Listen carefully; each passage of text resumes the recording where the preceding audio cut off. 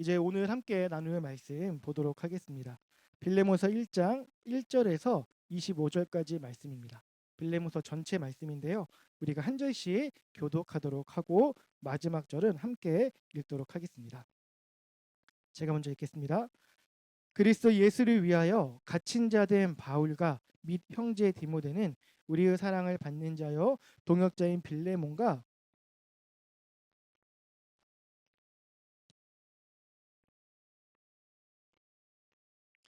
하나님 우리 아버지와 주 예수 그리스도로부터 은혜와 평강이 너희에게 있을지어다.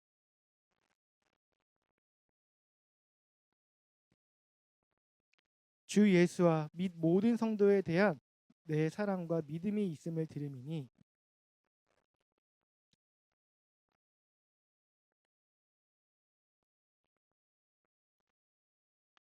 형제여 성도들의 마음이 너로 말미암아 평안함을 얻었으니 내가 너의 사랑으로 많은 기쁨과 위로를 받았노라.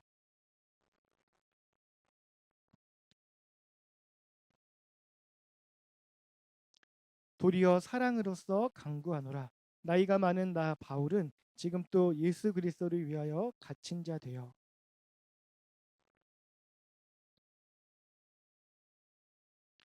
그가 전에는 내게 무익하였으나 이제는 나와 내게 유익함으로 그를 내게 머물러 있게 하여 내 복음을 위하여 갇힌 중에서 내 대신 나를 섬기게 하고자 하나.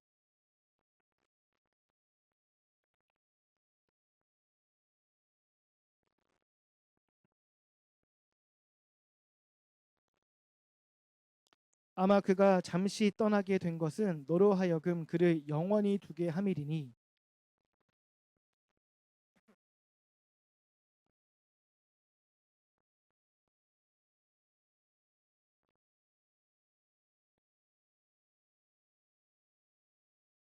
그러므로 내가 나를 동역자로 알진대 그를 영접하기를 내게 하듯 하고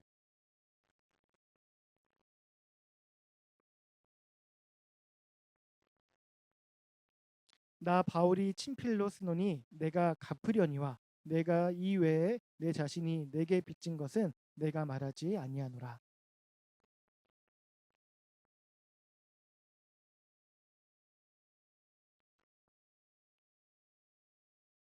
나는 내가 순종할 것을 확신함으로 내게 썼노니 내가 말한 것보다 더 행할 줄을 아노라.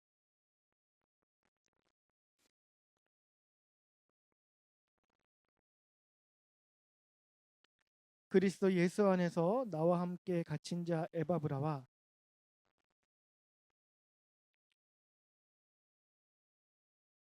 함께 읽겠습니다. 우리 주 예수 그리스도의 은혜가 너희 심령과 함께 있을지어다. 아멘. 지난 주에는 설 연휴가 있었습니다. 각자 흩어져 살아가던 가족들 그리고 또 친지들이 오랜만에 함께 모여가지고 밥상을 나누는 시간이 또 얼마나 소중하고 따뜻한 시간이었는지 이 명절이 지나고 나서야 또 새삼스레 다시 느끼는 것 같습니다. 우리 성도분들 어떻게 명절 때 맛있는 음식 많이 드셨을까요? 네, 감사합니다. 이게 아무리 팍팍한 삶이라고 하더라도 그래도 명절이 되면요 조금 무리를 해서라도 또 먹거리를 풍성하게 준비하게 되잖아요. 그래서 오랜만에 만나는 가족들 앞에 또 정성껏 차린 음식들을 가득 내어놓게 되는데 이것저것 먹다가 보면 어느새 배가 많이 부름에도 불구하고 이 젓가락을 든 손이 멈춰지지 않고 또 어딘가를 향하게 되는 그런 상황들을 경험하게 됩니다.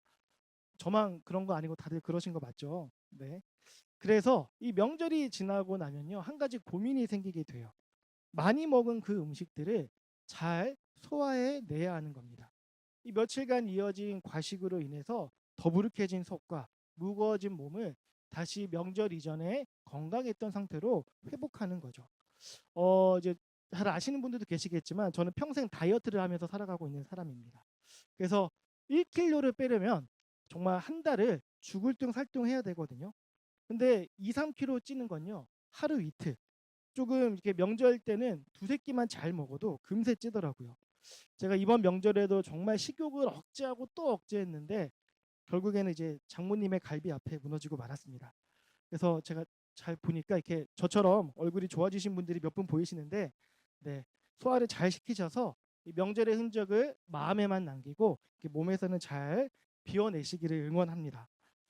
아니 갑자기 왜 다지나 명절 이야기를 꺼내나 싶으실 텐데, 사실 명절 이야기를 하려는 건 아니고요. 소화라는 것에 대해서 이야기를 한번 해보려고 합니다. 여러분, 소화라는 건요, 단순히 입에 음식을 넣는 행위만을 의미하지 않습니다.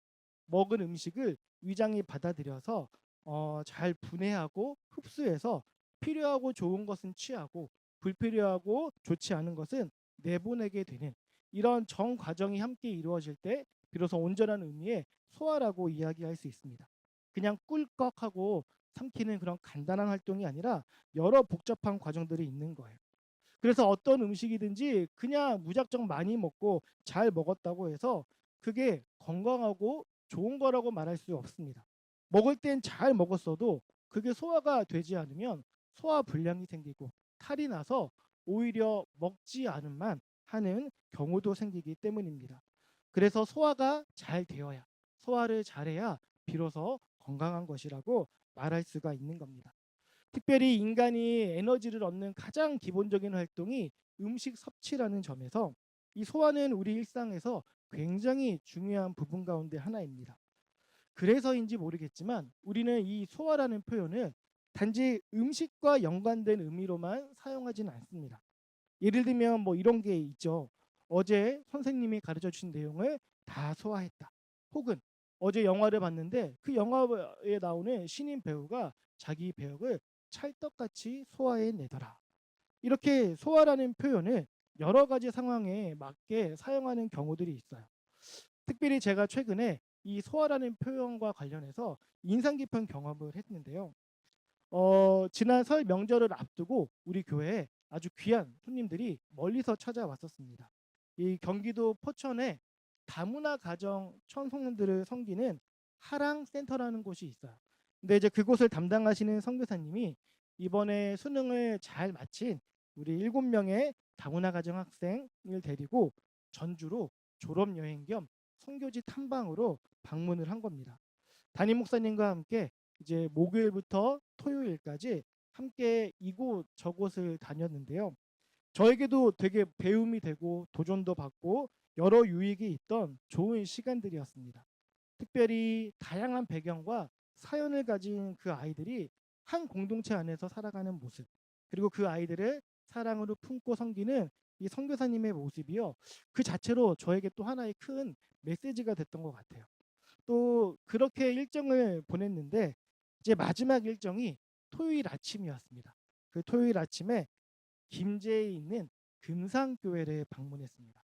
우리 금상교회 다들 잘 아시죠? 그죠?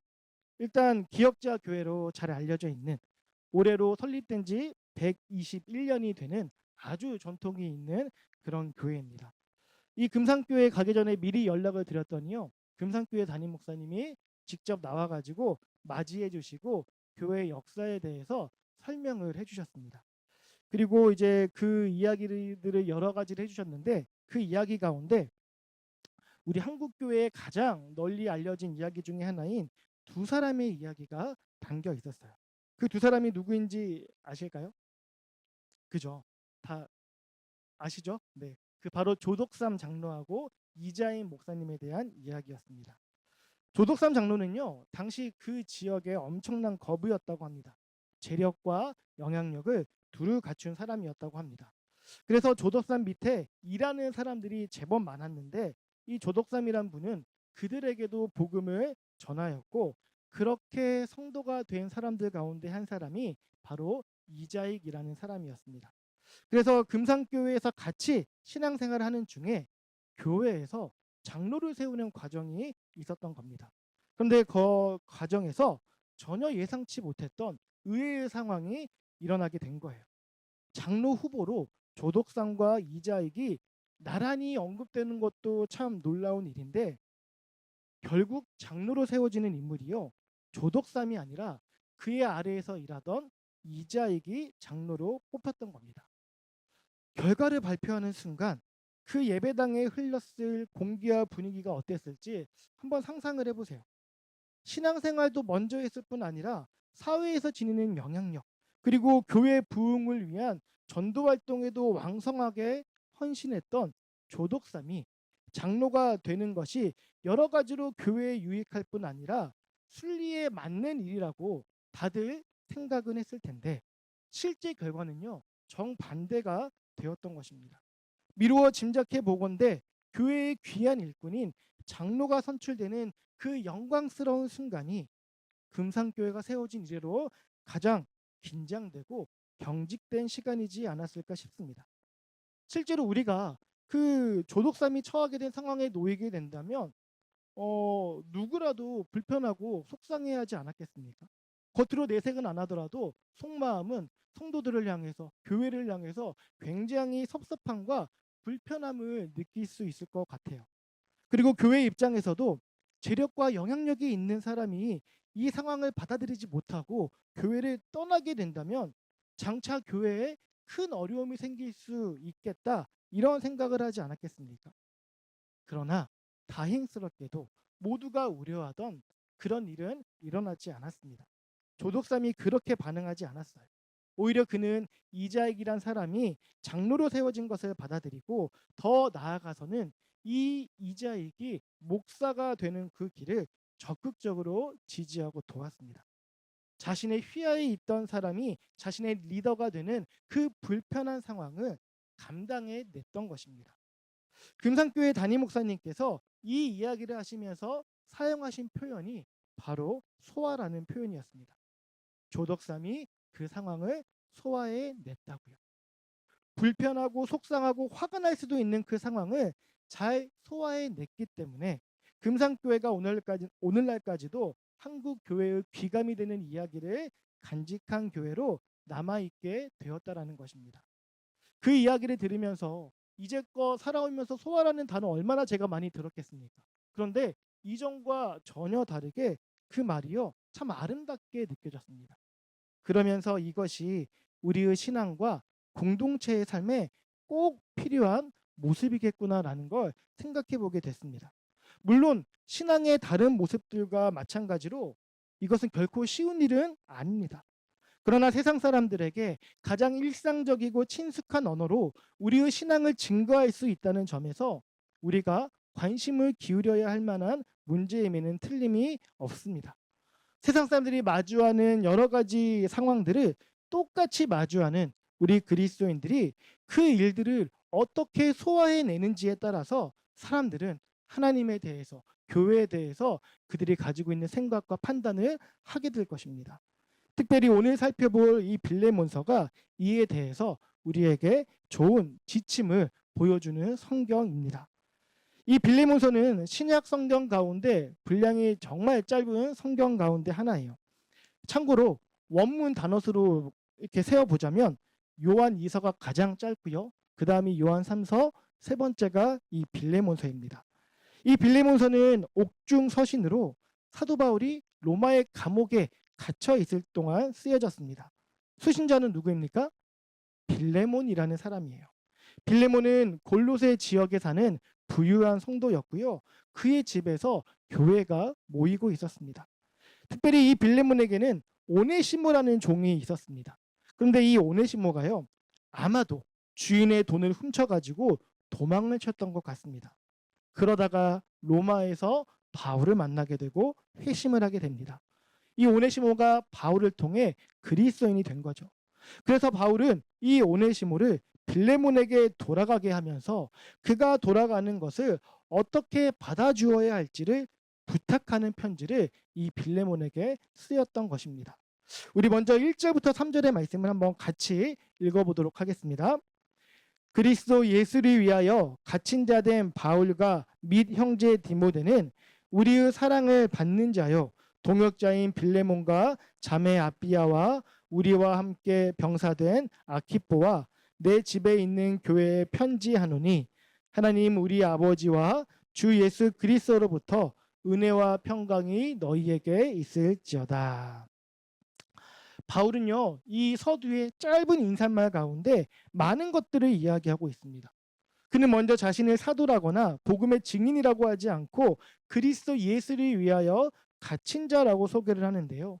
이것은 단순한 겸손의 어떤 표현을 보여주기 위함이 아닙니다. 바울은 자신의 현재 처지를 숨기지 않으면서도 그 처지가 그리스도 예수를 위한 것이라는 것을 분명하게 밝히고 있는 겁니다. 감옥에 지금 갇혀 있지만 그것이 수치가 아니라 오히려 그리스도와 함께하는 영광과 기쁨의 자리임을 고백하고 있는 것입니다. 그리고 이어 빌레몬을 향해서는 우리의 사랑을 받는 자요 동역자라고 불러요. 빌레몬을 향한 바울의 이 호칭들은 단순한 인사치레가 아니에요. 이것은 곧 이어질 어려운 부탁을 앞두고 빌레몬이 누구인지, 그렇기 때문에 어떤 행동을 취해야 할지를 일깨워 주기 위함입니다. 먼저 우리의 사랑을 받는 자라는 호칭을 살펴보면 이것은 빌레몬으로 하여금 당신은 이미 하나님으로부터 말할 수 없는 용서와 사랑을 입은 존재라는 것을 떠올리게 해주고 있습니다. 그리고 동역자라는 호칭은 단순히 사역을 돕는 자, 사역을 함께하는 자라는 뜻을 넘어서 나 바울이 그리스도를 위해 감옥에 갇히는 고난을 감당하는 것처럼 빌레몬 너 또한 너의 삶의 현장에서 그리스도 때문에 감내해야 할 몫이 있다라는 것을 부드럽게 전하고 있는 것입니다. 당시 문화에서 배신하고 도망친 노예를 조건 없이 용서하고 심지어 형제로 받아들이는 것은 주인으로서의 권리와 체면을 모두 포기해야 하는 고통스러운 자기 부인이었습니다. 그래서 결국 바울은 이렇게 말하고 있는 거예요. 빌레몬, 나는 지금 복음을 위해 로마의 감옥에 갇혀 있다.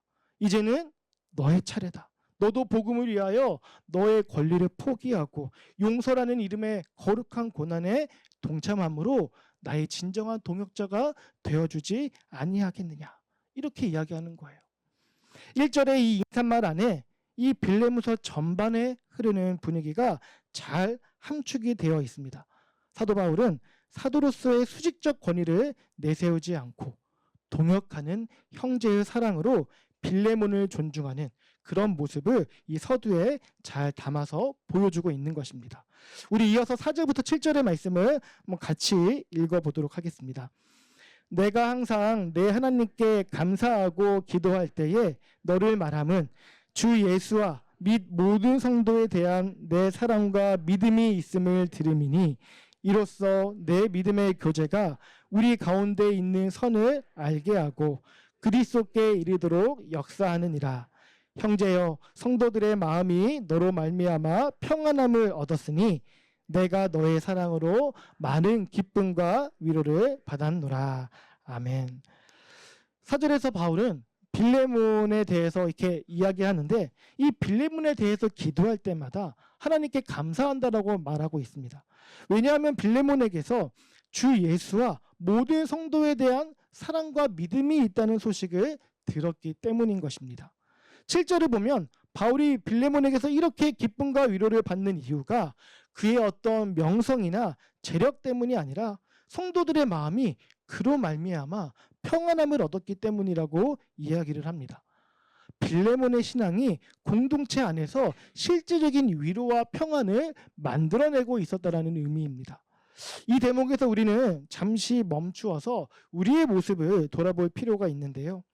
내가 속한 공동체 안에서 나로 말미암아 다른 지체들이, 다른 성도들이 마음의 평안함을 얻고 있는지, 아니면 내 존재가 이 공동체에 불편함과 긴장을 만들고 있는지 우리가 우리의 모습을 점검해 볼 필요가 있다는 겁니다.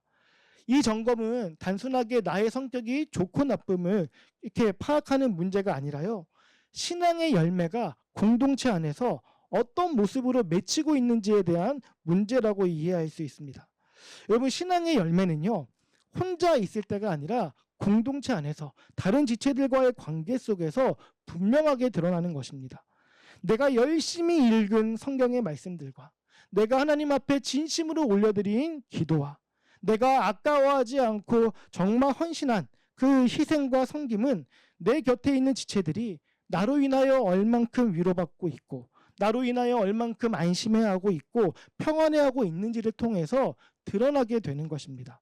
그런데 나 때문에 다른 지체들이 위축되고 물러서고 불안해한다면 내가 가지고 있는 성경의 지식이 남들에 비해서 더 깊고 기도의 시간이 남들에 비해서 훨씬 더 많다 하더라도 그 신앙의 열매가 크다라고 말할 수가 없는 겁니다.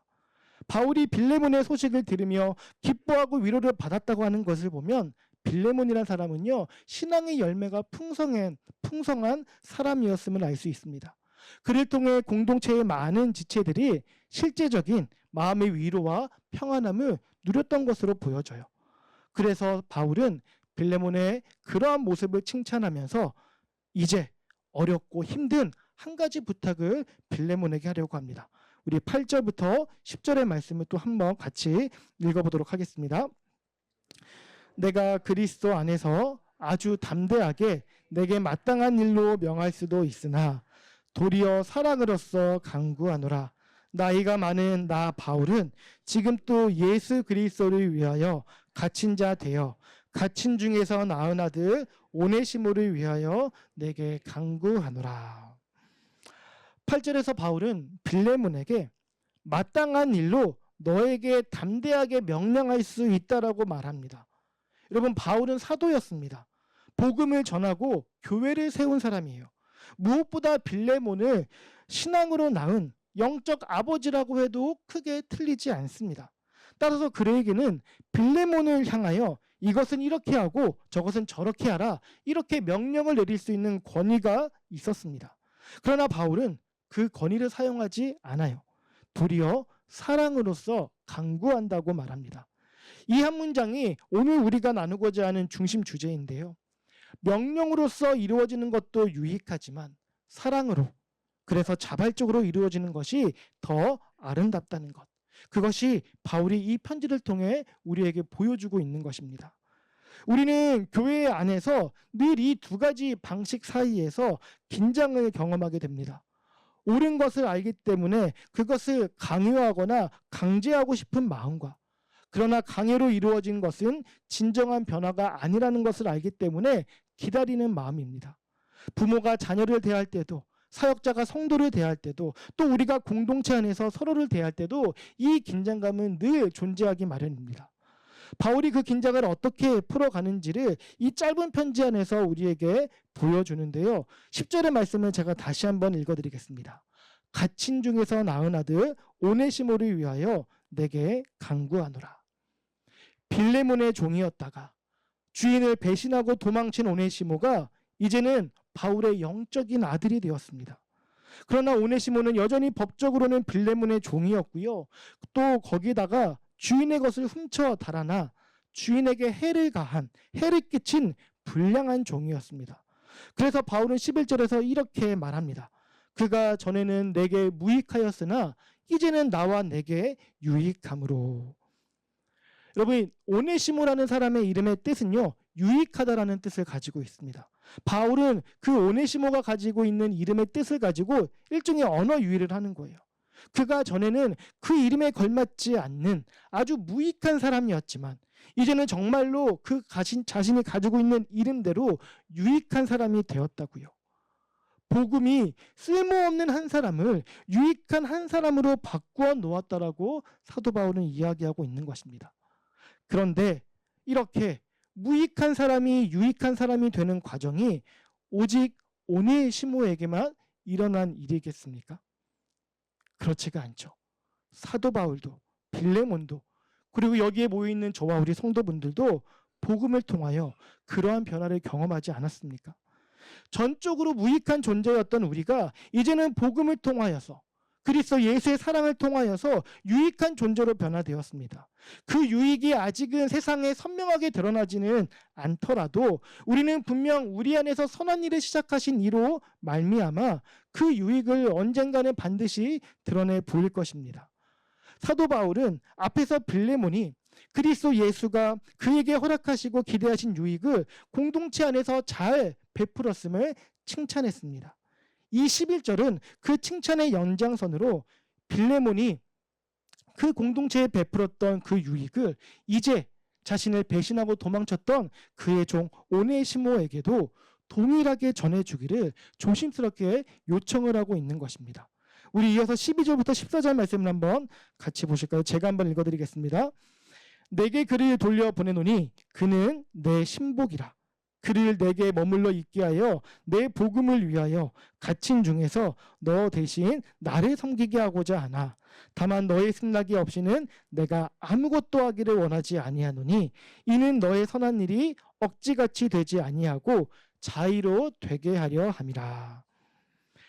바울은 이제 유익한 사람으로 변화된 오네시모가 자신의 신복이 되었다라고 이야기합니다. 그래서 그를 곁에 두어서 빌레몬 대신에 자신을 섬기게 할 수도 있다라고 이야기해요. 그러나 바울은 그렇게 하지 않겠다고 합니다. 왜입니까? 빌레몬의 선한 일이 억지가 아니라 자의로 되게 하려 함이라고 이야기하는 겁니다. 여기서 세번역 번역이 세번역 성경이 이 뜻을 조금 더 선명하게 드러냈는데 제가 한번 읽어드릴게요. 그대의 승낙이 없이는 아무것도 하고 싶지 않습니다. 나는 그대가 선한 일을 마지못해서 하지 않고 자진해서 하기를 원하기 때문입니다. 억지로가 아니라 자발적으로, 강요에 의해서가 아니라 스스로 원해서. 이것이 바울이 빌레몬에게 지금 기대하고 소망하고 부탁하는 것입니다. 사실 바울은 본인이 하고자 했다면 오네시모를 그냥 자기 곁에 두거나 빌레몬에게 편지를 써서 이제 오네시모를 형제로 대하라고 강권하여 명령할 수 있었어요. 그러나 그는 그렇게 하지 않았던 겁니다. 빌레몬이 스스로 선택할 공간을 마련해 줍니다. 오네시모를 돌려보내면서 빌레몬이 그를 어떻게 대할지 스스로 결정하게 한 거예요. 이것이 바울이 공동체와 지체들에게 보여주는 권면하는 사랑의 방식인 것입니다.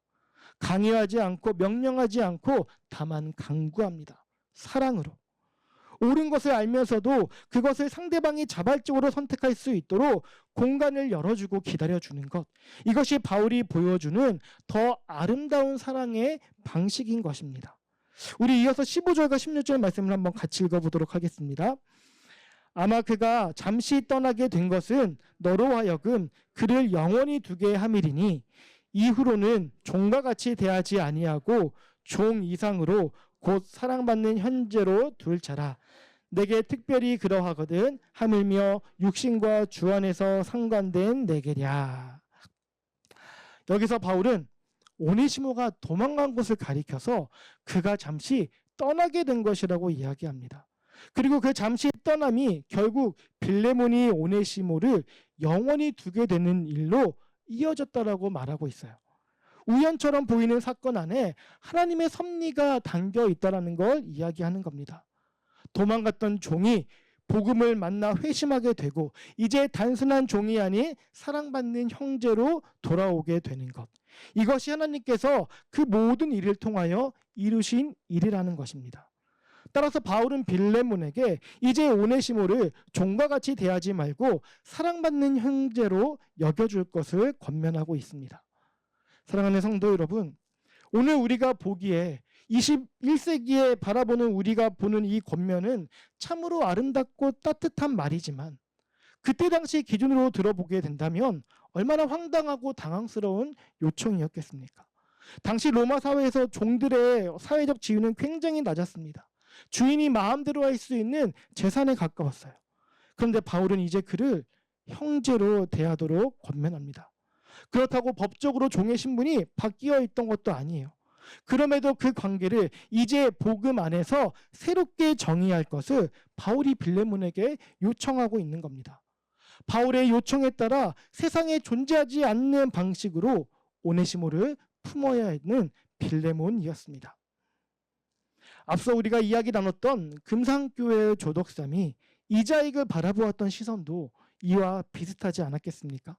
내 마부였던 사람, 내 종이었던 사람이 이제 교회 안에서 나보다 앞선 자리에 서게 되었을 때 그것을 받아들인다는 것은 단순히 어떤 인격적인 성숙의 그런 문제만으로 생각할 수 없습니다.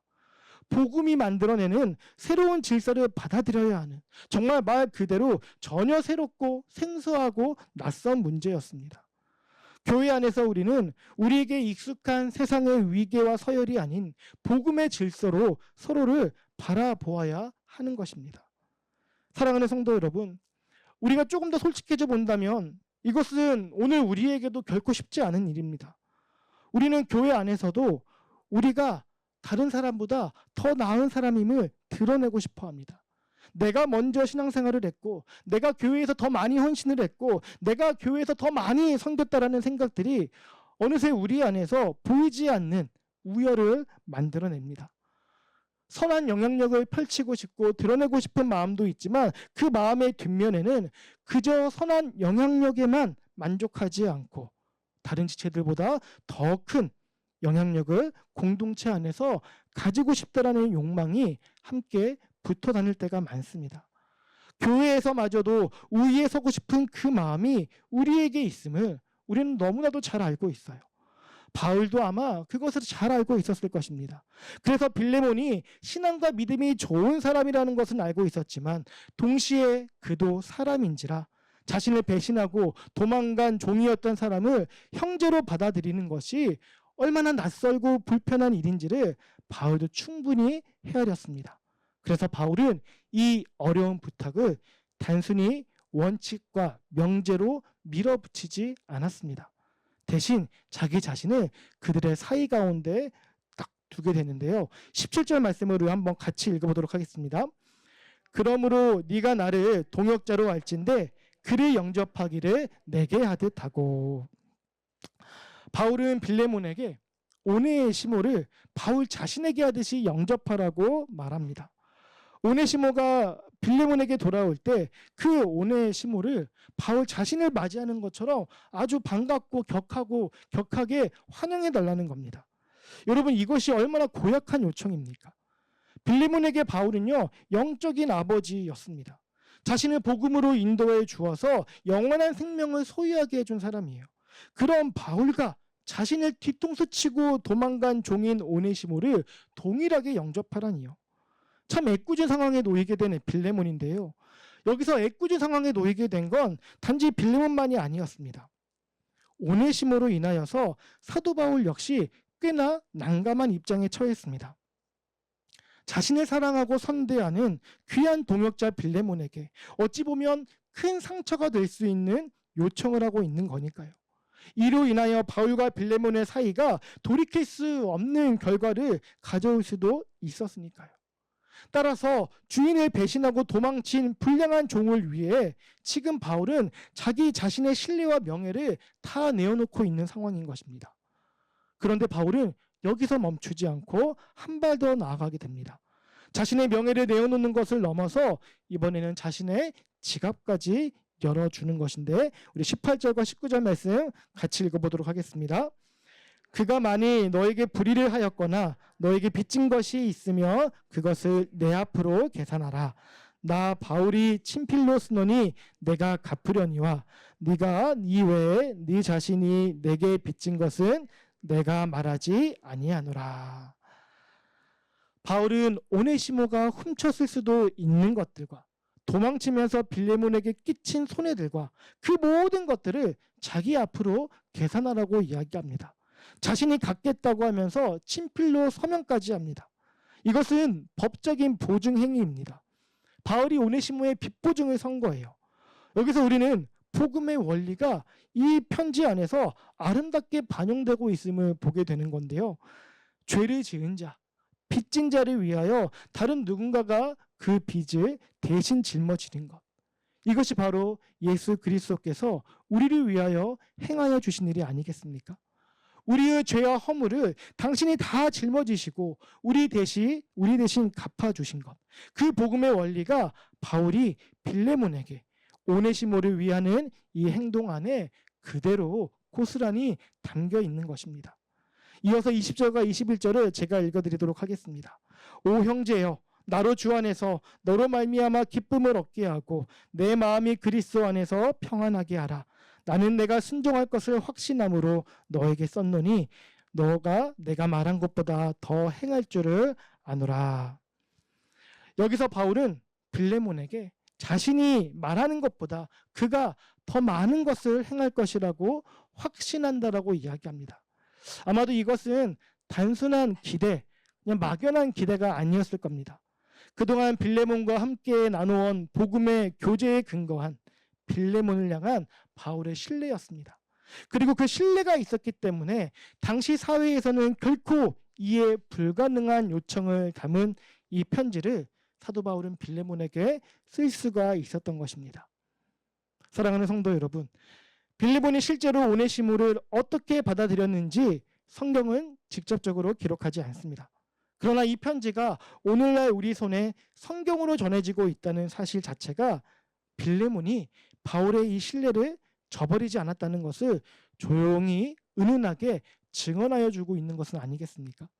바울의 강구가 헛되지 않았고 빌레몬의 신앙이 그 낯설고 불편한 상황을 실제로 소화해냈음을 우리로 바라보게 하며 이 편지를 읽는 우리로 하여금 이들이 서로에게 보이는 아름다운 신뢰와 영적인 소화의 모습을 붙들도록 인도하는 것이지 않겠습니까? 사랑하는 성도 여러분, 이 짧은 편지 한 장 안에 바울은 명령 대신 강구를, 강요 대신 신뢰를, 자신의 권위 대신 자신의 모든 것들 전부를 내어놓아 편지를 기록했습니다. 그리고 이 모든 것의 바탕에는 바로 복음이 있었습니다. 오네시모를 변화시킨 것도, 빌레몬이 그를 소화해낼 수 있는 것도, 바울이 이렇게 편지를 쓸 수 있는 것도 결국 그들이 같은 복음 안에 있었기 때문에 가능한 것이었습니다. 이제 이 말씀 앞에 우리가 우리 자신을 돌아보기를 원합니다. 우리가 공동체 안에서 누군가를 소화해내야 할 때 그 소화는 어디에서 비롯되어야 하겠습니까? 명령에 의하여 억지로 이루어지는 소화입니까? 아니면 복음의 은혜를 깨닫고 자발적으로 이루어지는 소화여야 하겠습니까? 겉으로 보기에는 두 가지 것들이요 다 비슷해 보일 수 있습니다. 받아들인다는 행동 자체는 같을 수 있어요. 그러나 그 뿌리가 다르고 그 지속성이 다르며 공동체에 남기는 열매가 전혀 다른 것입니다. 강요나 의무감에 의해서 이루어지는 소화는요 오래 가지 못합니다. 그 순간은 당장은 일시적으로 평화를 유지하는 것처럼 보이지만 마음 깊은 곳에서는 여전히 소화되지 않은 그 감정들이 차곡차곡 쌓이게 되는 것입니다. 그리고 결국 어느 순간 터져나오거나 아니면 조용하게 공동체를 옮기게 되는 이유가 되기도 합니다. 그러나 복음의 은혜에 감격하여 자발적으로 이루어지는 소화는 다른 것입니다. 쉽지는 않지만 진정한 변화를 만들어내는 것입니다. 억지로 삼키는 인내가 아니라 은혜에 감격한 마음이 자발적으로 품게 되는 사랑이 나타나게 되는 것입니다. 특별히 여기서 우리가 꼭 짚고 넘어갔으면 하는 내용이 있는데요. 우리가 영적인 소화를 말할 때 자칫 오해하기 쉬운 것이 하나가 있습니다. 신앙이 깊은 사람은 어떤 상황이든 어떤 사람이든 다 받아들여야 한다라는 그런 생각을 하는 겁니다. 모든 것을 다 소화해내어야 성숙한 신앙이라고 생각을 하는 것입니다. 그러나 사랑하는 성도 여러분, 우리의 위장도요 모든 음식을 다 소화하는 건 아닙니다. 입으로 들어오는 모든 걸 소화하지 않아요. 독이 들어오거나 상한 음식이 들어오면 토해내는 것이 오히려 우리 몸이 건강하다는 증거입니다. 해로운 것을 거부하는 것은 연약함이 아니에요. 영적인 소화도 마찬가지입니다. 분별 없이 모든 것을 다 받아들이는 것이 결코 성숙이 아니라는 것입니다. 품지 말아야 할 것을 품지 않는 것, 거절해야 할 것을 거절하는 것, 이건 역시 신앙에 있어서 굉장히 중요한 부분 가운데 하나입니다. 공동체를 반복적으로 해치는 행동들, 다른 지체들에게 지속적인 상처를 주는 일들에 대해서 그냥 눈 감고 넘어가는 것은 진정한 사랑이 아닐 수 있다는 것입니다. 때로는 분명히 짚어주고 경계하여 주는 것이 그 사랑을 위한, 그 지체를 위한 참된 사랑이 될 수 있는 것입니다. 더불어 상처받은 성도에게 무조건 다 참고 품으라고 강요하는 것도 옳지만은 않습니다. 그것은 사랑이 아니라 또 다른 폭력이 되어서 더 깊은 상처로 이어질 수 있기 때문입니다. 이렇듯 영적인 소화에는 반드시 분별이 필요합니다. 내가 불편하다는 이유로 거절하는 것과 공동체의 건강을 위해 말씀에 근거하여 분별하는 것은 전혀 다른 것입니다. 우리의 기준은 감정이나 자존심이 아니라 하나님의 말씀이어야 하는 것입니다. 바울도 이 빌레몬서 편지 안에서 무조건 다 받아주라고 말하는 것이 아닙니다. 오네시모의 잘못은 분명 잘못입니다. 바울은 그것까지 덮어버리거나 없는 셈 치지 않습니다. 그러나 잘못을 인정하면서도 그 사람을 포기하지 않습니다. 죄와 사람을 구분해요. 잘못은 분명히 해야 돼 그 사람만큼은 끝까지 붙들고 있는 겁니다. 이것이 바로 복음적인 소화의 방식인 겁니다. 그리고 그 모든 과정에서 중요한 것은 바로 사랑을 잃지 않는 겁니다. 바울은 오네시모를 위하여 자신이 직접 빚보증을 서겠다라고 이야기합니다. 또한 오네시모를 가리켜서 자신의 아들이라고까지 이야기합니다. 동시에 빌레몬을 위해서도 바울은 권위로 밀어붙이지 않고 사랑으로서 빌레몬에게 강구하였습니다. 명령할 수 있었지만 명령하지 않고 빌레몬이 스스로 더 나은 선택을 할 수 있도록 공간을 열어주었습니다. 오네시모에게도 빌레몬에게도 바울은 자신이 행할 수 있는 최선의 사랑으로 마주했던 것입니다. 이것이 공동체가 지체들에 대하는 건강한 방식일 줄 믿습니다. 옳은 것을 안다고 해서 강요하는 것이 아니라 복음 안에서 천천히라도 자라갈 수 있도록 스스로 자라갈 수 있도록 돕는 겁니다. 우리는 종종 이것이 성경적이야 라고 이야기하면서 조급하게 서두르려는 경향이 있잖아요. 특별히 사도 바울이 그런 경향이 강한 사람인 것처럼 우리가 생각하는데 실제 바울은요 전혀 그렇지 않았던 겁니다. 설명하고 요청하고 신뢰하고 기다려 주었습니다.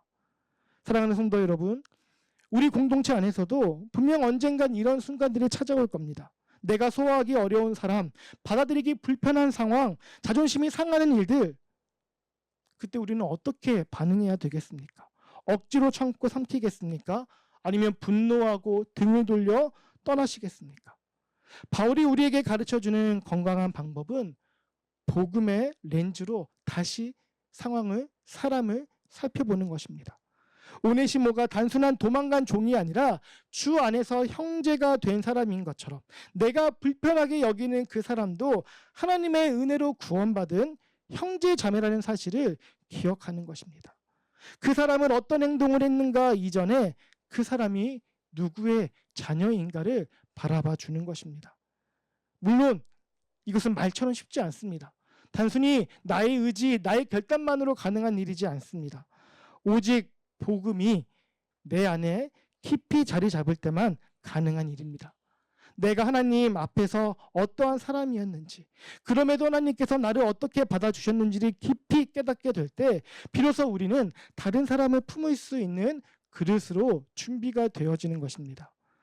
따라서 진정한 소화는요, 복음이 먼저 나를 소화할 때 시작되는 것입니다. 내가 먼저 은혜로 받아들여진 사람이라는 그 사실을 잊지 않을 때 나도 다른 사람을 받아들일 수가 있다라는 거예요. 복음이 나를 새롭게 했다라는 전제가 있을 때 비로소 불편하고 어렵고 낯선 그 상황들을 소화해낼 수 있게 되는 것입니다. 그래서 사랑하는 성도 여러분, 우리는 날마다 복음 앞에 서야 합니다. 내가 어떤 사람이었는지, 하나님께서 나를 어떻게 받아주셨는지, 예수 그리스도께서 나를 위하여 무엇을 하셨는지를 날마다 기억하며 살아가야 됩니다. 그 기억이 새로워질 때 우리는 정죄 대신 은혜를 선택하게 되는 것입니다.